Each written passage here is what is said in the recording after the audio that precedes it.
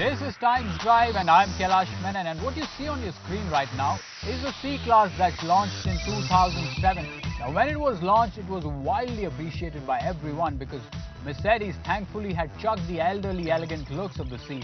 The C now was sporty, smart and young.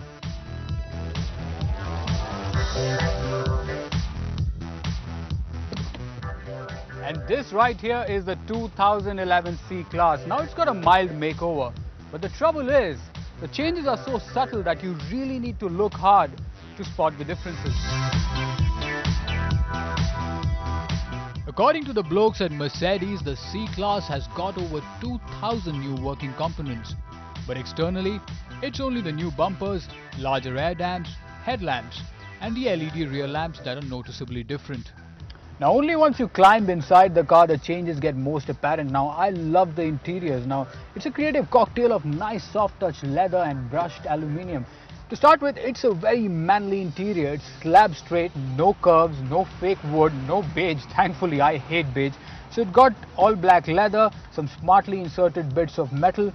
And the fit and finish, if you talk about it, it's miles ahead of the previous generation C-Class, and the build quality is so robust. It looks like it could survive a bomb blast. The new C has retained the old engine, but it has paired it up with an all-new gearbox.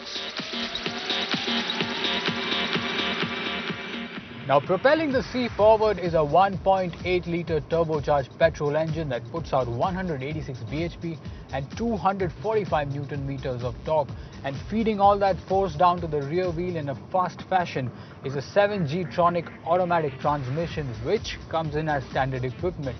And for your information, this nifty transmission has trickled down from the more expensive E-Class. The 7-speed auto box has definitely made the drive livelier. There are no paddle shifters, but the sports mode lets you go hell for leather. Now the 7-speed G-tronic has got two modes, the E and the S mode. E stands for efficiency, so if you're driving in that mode, the car frequently upshifts for the sake of fuel efficiency. The drive is more saner and more wallet friendly. But on the S mode, the C-Class goes mental. It hugs on to every gear till about 6,500 RPM, so it's a red line overload. Just a moment, I'll just demonstrate it for you. You're on the S mode and I'm going to floor it. Listen to this now.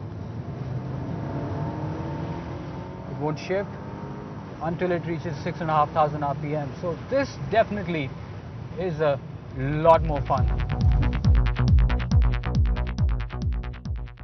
The steering wheel offers enough feedback and the C stays planted at high speeds. Subject her to a sudden swerve and it doesn't get nervous like the previous one. The big question is the C closing in on the Beamer? And will it beat the 3 Series at its own game?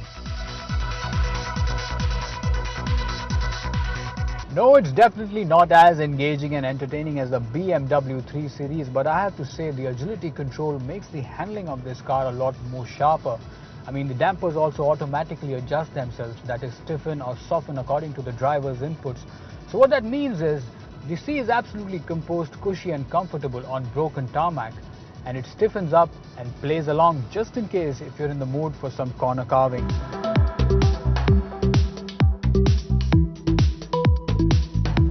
Thankfully, the new C is well kitted out. You get an S-Class like panoramic sunroof, attention assist from the E-Class, and Bluetooth and a USB too. But then there are a few niggles that refuse to die down, like the cramped rear seat spacing. Now there's adequate knee room, but the headroom is sort of stingy, especially if you're a guy who's 6 foot plus. 3 adults side to side on the C's bench is a bit of a squeeze. And the biggest problem, however, is the bulging out transmission tunnel. And if you do get lucky to sit in the middle seat, there are only 2 ways to accomplish that. First is to sit in a fetal position. It's much the same that you were in your mother's womb, not very comfortable. The second one is to spread out and sit in a rather obscenely inviting position. To cut a long story short, what I'm trying to say is the rear seating space is still cramped. For the privilege of owning the baby Benz, you'll have to cough up 29.79 lakhs. So the big question is it worth it?